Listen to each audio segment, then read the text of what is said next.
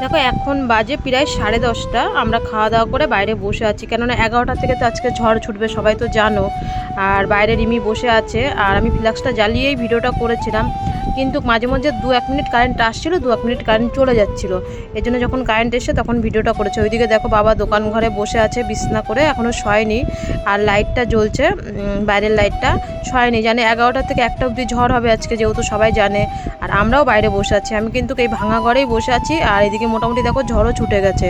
আমি কোথাও যাইনি। আমার মেজোজা, অবশ্য পরের মেয়ের নামে মিথ্যা কথা কেন বলবো, আমার মেজোজা ডাকতে এসেছিলো, কিন্তু আমি বলেছি থাক দিদি, যতক্ষণ পারি ঘরে থাকি, না হলে পরে তো কাল চলেই যাব। আবার আমাদের বিনিতা, মানে তোমরা তো সবসময় দেখো রিমির সাথে রিমির দিদি থাকে, বিনিতারাও ডাকতে এসেছিলো, কাকি চলো আমাদের বাড়িতে থাকবা। আমি বলছি না মা, যতক্ষণ হয় ততক্ষণ থাকি ঘরে। আর দেখো এইদিকে কারেন্টটা না চলে গেছে। আর তারপরে ঝড় তো হলো। শুভ সকাল আমার প্রিয় বন্ধুরা, রিমি রূপা ব্লগ চ্যানেলে তোমাদের সকলকে জানাই স্বাগত। আমার অনেক অনেক ভালোবাসা, যে যেখানে আছো সুস্থ আছো এবং ভালো আছো। আর কালকে রাত্রিরে তো ঝড় হলো দেখলে। আর কালকে রাত্রিবেলা না আমরাও মানে সারা রাত ঘুম হয়নি ঠিক মতন, এর জন্য একটু উঠতে সকালবেলা লেটটা হয়ে গেল। কারণ হচ্ছে প্রায় 2:30টা অবধি আমরা বসেছিলাম মা মেয়ে ঘরের ভিতরে, মোম জ্বালিয়ে আর হচ্ছে টর্চ জ্বালিয়ে 2:30টা অবধি ঘরে বসেছিলাম। তারপরে গিয়ে যেহেতু আমার রান্নাঘরের ওখানটা তোমরা দেখেছো, আমার রান্নাঘরটা খুবই ভাঙা, ওই টিনটা না বারবার মানে উঠছিল আর নামছিল, উঠছিল আর নামছিল। এর জন্য আমার না খুব ভয় করছিল। আর লেটও হয়নি, বলতে কি 5:30টায় ঘুম ভেঙে গেছে। আমার বড়দা, বৌদি, মা, বাবা, ছোটো বৌদিও সবাই ফোন করছে যে আমি ঠিক আছি নাকি ঘরে, যেহেতু আমার ঘরটা ভাঙা, ওদের অনেক টেনশন হয়, চিন্তা হয় আমাকে নিয়ে। তাই ওরা একবার 5:30টার সময় ফোন করেছে। আর কি করবো বলো, অল্প একটু কাজ করে বা সেরকম কাজ করতে পারিনি, যেহেতু বৃষ্টি হচ্ছে। আর কাপড়টা ছেড়ে আমি চাটা করে বাবাকে চাটা দিয়ে আসি এখন। আর দেখো এই জায়গাটা না আমাদের জল জমে যায়। ওই বিনিতারা ওরা এখানে বাড়ি করেছে, করার পরে না ওরা ড্রেন কাটে না, তারপরে হচ্ছে এখানে এর জন্য জলটা জমে যায়। খুবই মানে আমার বর্ষাকালটা আসলে খুব অসুবিধায়। কিন্তু আমি যে কয় গাড়ি মাটি ফেলবো সেই ক্ষমতা তো আমার নেই যে কয় গাড়ি মাটি ফেলে এই জায়গাটা উঁচু করব। কি করব এখন, লোকে যেরকম করে। আর এইভাবেই আমার প্রত্যেকটা বর্ষাতে এইভাবে ইট ফেলে ফেলে যেতে হয়। আগে কিন্তু কীরকম হতো না, এই রিসেন্টলি 2-3 বছর ধরে এরকম, ওরা আসার পরে এরকম, যারা আগে ছিল এই জায়গাতে তারা কিন্তু কীরকম করতো না, ড্রেন ছিল, জলটা পাস হয়ে যেত। আর ভাবছি কি রান্না করবো আজকে, বর্ষার দিন হচ্ছে, কিছু নেই, বাবা যেতেও পারবে না বাজারে, দোকান ফেলে থুয়ে। তাই ভাবলাম কটা না এই পিসিমা মানে বিনিতারা এই বিচি কলাগুলো কালকে দিয়েছিল, ওরা গাছ কেটেছিল। আর সেই বিচি কলাগুলো ভাবলাম একটু চচ্চড়ি করি, এর সাথে একটা আলু দিয়েছিলাম ভেজে, কলাটা সিদ্ধ করে ভাপ দিয়ে ফেলে তারপরে ভাবলাম করি। আর এদিকে দেখো কেমন ঝড় ছুটছে। আর যেহেতু কালকে আমরা রাত প্রায় 2:30-3টে অবধি জেগেছিলাম, পুরো ঝড়টা হলো, তারপরে গিয়ে শুয়েছি। বলো মা মেয়ে ঘরের মধ্যে একা একা ছিলাম, অন্ধকারে ভয় লাগে না? তাই রিমিও এখনও ওঠেনি, প্রায় 8:30টা বেজে গেছে। আর এদিকে আমি রান্নাটা বসিয়ে দিলাম, রান্না তো করতে হবে যতই ঝড় বৃষ্টি হোক। আর এত ঝড় আসছিলো যে মানে গ্যাসও, রান্নাঘরে এই দিক দিয়ে এত সাট আসছিলো, গ্যাসও জ্বালাতে পারছিলাম না। আর এদিকে ভাত বসিয়ে দিলাম, আর এদিকে বিচি কলাটা সিদ্ধ করে ভাপ দিয়ে নিয়ে, আর বাইরে বৃষ্টি হচ্ছিলো, মশলা তো করতেই হবে, মশলাটা করে নিয়ে বিচি কলা চচ্চড়িটা করলাম। এবার তো বাবাকে তো ভাত দিতে হবে। আর আমাদেরও খিদে পেয়ে গেছিলো ঘুমের থেকে উঠে, মানে ঘুমের থেকে উঠতে বলতে কি প্রায় রিমি 9:30টার দিকে ঘুম থেকে উঠেছে আজকে। আর এদিকে বিনিতা চলে এসে আর বাবাকে ভাতটা দিলাম, বাবাও এসেছিলো, ভাগ্যিস এসেছিলো, না আমার আবার জল পেরিয়ে যেতে হতো। আর এদিকে রিমি বলছে কি, উঠেই বলছে মা আমি না হচ্ছে লুচি খাবো, ভাত খাবো না। এদিকে দেখো ঝড় বৃষ্টি হচ্ছে, বলছে মা আমি না আজকে ভাত খাবো না, আমি লুচি খাবো। আর ঘরে দেখো ময়দাও ছিল না, দোকানেও ছিল না, কেন 2 দিন ধরে তো হাওয়া হচ্ছে, কি করে। আর কালকেও যেতে পারিনি সন্ধ্যের পরের থেকে, আর আজকে তো সকালবেলার থেকে ঝড় হয়েই যাচ্ছে আর বৃষ্টি পড়েই যাচ্ছে, কি করে করবো। আমি বললাম ঠিক আছে, যেটুকু ময়দা আছে যে তোকে 4-5টা লুচি করে দিই। আর বেশ ভালোই লুচিগুলো ফুলেছিল। আমি একটু চিনি, লবণ, তেল দিয়ে একটু ময়দাটা ভালো করে মেখে রেখে দিয়েছিলাম, তারপরে আলুটা কেটেছিলাম। তাই লুচিটা বেশ ভালোই ফুলেছে, আর খেতেও টেস্ট হয়েছে। মানে অল্প একটু করেছে, হয়তো 5-6টা লুচি হয়েছে, কিন্তু সুন্দর হয়েছে। ওকে তো দিয়েছি, আমরা না খেলাম। বাবাও বলে আমি খাবো না, আর আমি বলছি আমিও খাবো না, তুই খা। কিন্তু বেশি খেতে পারে না, তবু করতে হবে। আমি বললাম মা এখন সকালবেলা কটা ভাত খাওয়ালেন, আমি ভাত খাবো না। আর নিরামিষ আলুর তরকারি করলাম কালো জিরে দিয়ে। আর নিরামিষ বলে তাই ওকে বিছনাই দিলাম। ও বলছে কি মা খুব টেস্ট হয়েছে, হালকা করে একটু কালো জিরে দিয়ে একটা লঙ্কা দিয়েছিলাম, যেহেতু ঝাল খেতে পারে না, একটা লঙ্কা দিয়ে। আর 5-6টা হয়েছিল। আর এর মধ্যে দেখো ছেলে পেলে চলে এসে, টাইম পাস হচ্ছে না, কি করবো বলো। আর সবাই যেন কারেন্ট নেই সব জায়গায়, মোবাইল চার্জও নেই যে মোবাইল দেখবো। আর এদিক দিয়ে ঝড় বৃষ্টি হচ্ছে।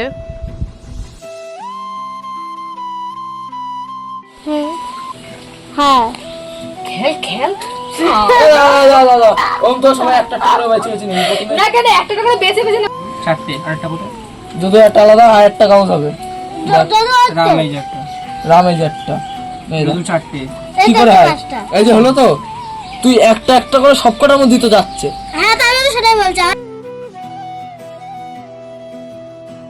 আর আমিও না ওদের সাথে খেলছি, বেশ ভালোই মজা লাগছে। কি করবো বলো, টাইম তো পাস করতে হবে। আর এরা কিন্তু সব কিন্তু আমার বাড়ির ছেলে মেয়ে, আমরা চোর পুলিশ খেলছিলাম। আর ছোটো ভাসুরের ছেলে, তোমরা তো আগের ভিডিওতেও দেখেছো যে ওরা আমার বাড়িরই ভাসুরের ছেলে মেয়েগুলো, আমি সব থেকে বাড়িতে ছোট। রাম শ্যাম যদুমধু খেলছিলাম। আর সবাই কিন্তু দেখো আমার বাড়িতে এসেই কিন্তু উৎপাত করে, ছেলে পেলে যেখানে ভালোবাসা পাবে সেখানেই তো করবে, যে ছোটো মায় তো উৎপাত করে। আর আধা ঘন্টা খেলার পরে যখন দেখলাম 1টা বেজে গেছে, আমি বললাম যা সবাই স্নান টান করে পরে আবার আসবি, কারণ আমার তো আবার রান্না করতে হবে, তোদের সাথে তো খেললে হবে না, বাবাকে তো ভাত দিতে হবে, রিমিকে ভাত দিতে হবে। আর এর জন্য সবাই চলে গেল। 1টা বাজে আমি মেয়েকে আর মানে শ্বশুরকে বললাম যে তোমরা স্নান করে নাও, আমি একটু রান্নাটা করিনি, সকালবেলা 1 তরকারি ভাত করেছি আর তো রান্না করিনি। আর রিমিকে বললাম মা একটু দোকানে গিয়ে দেখো কত জল জমে গেছে, ডাল আর ডিম নেই, কি রান্না করব, কিছু তো রান্না করতে হবে। তাই ডিম আমলেট করে, অবশ্য দোকানে যেতেও পারিনি, মানে বাজারে যেতেও পারিনি, দোকানে আলু আনতে পারিনি, অল্পই আলু ছিল, এর জন্য আলু ভাজার মতন কেটে ডিমটা দিয়ে রান্না করলাম। আর একটু ডাল পাতুরি করলাম। অনেকে কি বলে এই ডালটাকে জানি না, মানে ডালটা ঘন করে করতে হয়, পাতলা ডাল না।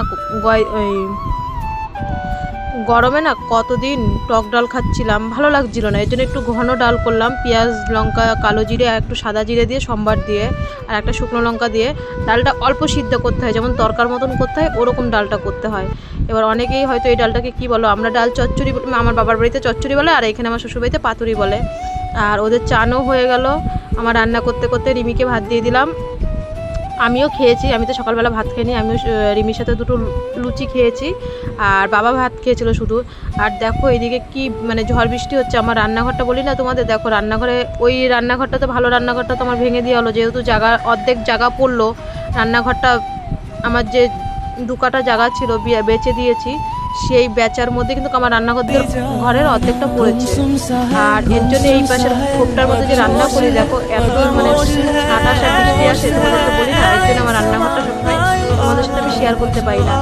আর এই বৃষ্টির মধ্যে দেখো এইদিকে জল জমে গেছে, আর আমার মানে প্রায় বারান্দায় জল চলে আসবে এরকম একটা ভাব। আর এর মধ্যেই এরকম বর্ষা যতদিন থাকে ততদিন আমার এরকম 3 বেলা করে ভাত দিতে যেতে হবে বাবা।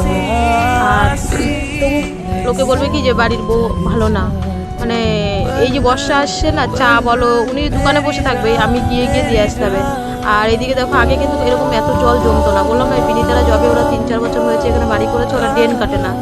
এবার কি বলবো, আমাদের তো আর মাটি ফেলানোর ক্ষমতা নেই, এর জন্য মাটিও ফেলতে পারছি না। দেখো বিকালবেলা ঘুম থেকে উঠে দেখে এত জল জমে গেছে, পুরো আমার বারান্দার ডোয়ার কোণে চলে এসছে। আর এই ডোয়া যেন ভেঙে যায়, এই জল জমাতে ডোয়া ভেঙে যায়। এই যতবার মানে বর্ষা হবে, মাটি কেটে আমার এই ডোয়া ঠিক করতে করতে আমার জীবন শেষ হয়ে যায়। এদিকে দেখো ঝড় তো হয়ে যাচ্ছে, সবাই তো জানোই যে ঝড়াবে পরে বাবা ওদের বাড়ি গেছে বলতে যে ড্রেনটা তোরা একটু কেটে দেন না, দেখ আমাদের এরকম জল জমে। যাই হোক একটু ওদের সাথে কথা কাটাকাটি হচ্ছিলো, আমি বারান্দার থেকে দেখছিলাম, আমি আর কি বলবো বলো আসতে পারি। বাবারে বললাম তুমি যাও গিয়ে বলে দেখো, ওটা আমার পিসি শাশুড়ির ছেলের বাড়ি অবশ্য, ওই যে বিনিতা যে আসে সবসময়। আর এর মধ্যে সন্ধ্যে দিয়ে দেখো ছেলেপেলে সব চলে এসছে, চা মুড়ি খাবে, লুডু খেলবে, আর হচ্ছে চোর ডাকাত খেলবে। আর আমার না সত্যি মানে আমি যে এদের সাথে এত আনন্দ করি, এত মজা করি সবসময়, দেখো মানে আমরা গরিব তাতে কি আছে, কিন্তু এত মজা করি, এত করি, মানে আমার খুব ভালো লাগে যে শ্বশুরবাড়িতে। আর ওরাও যে সবাই আমার কাছেই আসে, ওরা কিন্তু দেখো আমরা কিন্তু বাড়িতে টোটালে 5টা বউ থাকি, কেউ কিন্তু কারোর কাছে যায় না, ছেলে মেয়ে সব আমার কাছে আসে, নিশ্চয়ই আমার কাছে ওরা ভালোবাসা পায় বলেই তাই আমার কাছে আসে। আর এইদিকে দেখো আমি বললাম ঠিক আছে বস, আমি একটু চা আর মুড়ি চানাচুর মাখি, ঘরে তো কিছু নেই, কি দেবো ওদের, মুড়ি চানাচুর ছিল। আর আমরা তো ছোটোবেলায় এরকম ঠুঙায়, আমি বললাম ঠুঙায় মুড়ি চানাচুর নেই, এখন আমার বাটি আবার মাজতে হবে, করতে হবে, পয় পরিষ্কার করতে হবে। তা বলো কি ঠিক আছে কাকি, ওরাই বললো, আমি কিন্তু কিচ্ছু করিনি, ওরাই চা করলো, ওরাই মুড়ি চানাচুর মাখলো, আমি কিন্তু কিচ্ছু করিনি। আর আমি বললাম তোরা যদি করে খেতে পারিস আর আমিও না একটু ওদের সাথে মানে খেলে মজাটাই লাগলো, যে ছোটোবেলার দিনগুলো আমরাও যখন একসময় ছোটো ছিলাম, বলো আমাদের সময় তো মোবাইল ছিল না, তারপরে সেরকম টিভি ছিল না, কারেন্ট ছিল না, আমাদের যুগটা একটু আলাদা ছিল। সেই সময় তো আমরা সেই দিনগুলো যে কারেন্ট চলে গেছে 2 দিন, মানে বুঝতে পেরেছি, মানে সেই দিনটা কিন্তু ফিরে পেয়েছি। ছেলেপেলে কিন্তু এখনকার যুগের ছেলেপেলে মোবাইল দেখে নাই, টিভি দেখে, এইসব খেলা চোর ডাকাত পুলিশ রামশ্যাম যদুমধু এই খেলাগুলো কিন্তু উঠেই গেছে। আমাদের সময় ছিল, আমাদের সময় তো ফোন ছিল না, আমরা তো ফোন পেয়েছি 4-5 বছর হাতে ফোন পেয়েছি। আর এখনকার ছেলেপেলে তো জন্ম থেকেই ফোন হাতে পায়, ওরা এই খেলাগুলো মনে করেছে। কারেন্ট ছিল না বলে 2 দিন মজা করতে পেরেছে। দুপুর থেকে আজকে সারাদিন কারেন্ট ছিল না, কালকে রাত থেকে কারেন্ট ছিল না, কারোর ফোনই চার্জ ছিল না।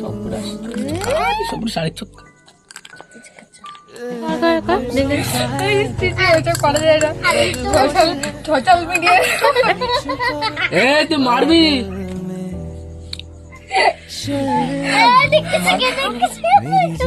মার মার। এই দেখ ছক্কার বাবা ছক্কা।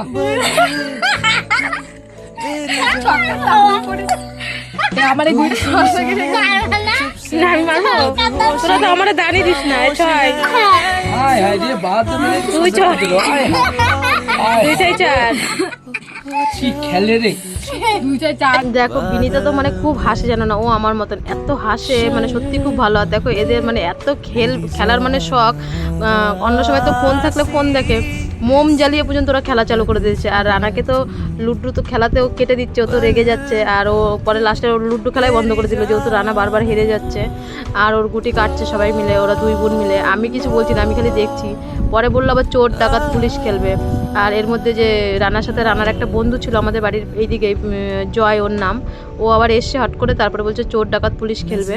তাই বললাম তাহলে খেল। আর লুড্ডু 2-3 দান খেলেছি, এখন 9টা বেজে গেছে, কি করবো, 10টা অবধি আমরা কালকে মানে খেলেছি। আর ওর বিনীতার মাও ডাকছিল, কিন্তু রানার মা ডাকেনি। কি করবে বলো, ছেলে পেলে, কারেন্ট নেই, আর কতক্ষণ ঘরে থাকবে একা একা। আর কারেন্টটাও আসেনি সারা রাত্রের মধ্যে। আর এখানে রানা হিসাব করছে আমরা কে কত পেয়েছি। দেখো এখানে আমার নামটাও আছে, আর রিমি, বিনীতা, রানা, জয়, রূপা, এখানে আমার নামটাও আছে। আর বেশ আমিও ওদের সাথে খেলছি, কে কত পেলো। আমি তো শুধু দেখছি ওদের আনন্দগুলো, আর আমিও আনন্দ পাচ্ছিলাম। যারা যারা আমার ভিডিও দেখছো, কে কে এই দিনগুলো ফিরে পেতে চাও, মানে আমার বয়সে যারা কে কে এই দিনগুলো ফিরে পেতে চাও, সবাই অবশ্যই কমেন্টে জানাবে। আজকে এই অবধি ভালো থেকো, সুস্থ থেকো সবাই, বাই বাই।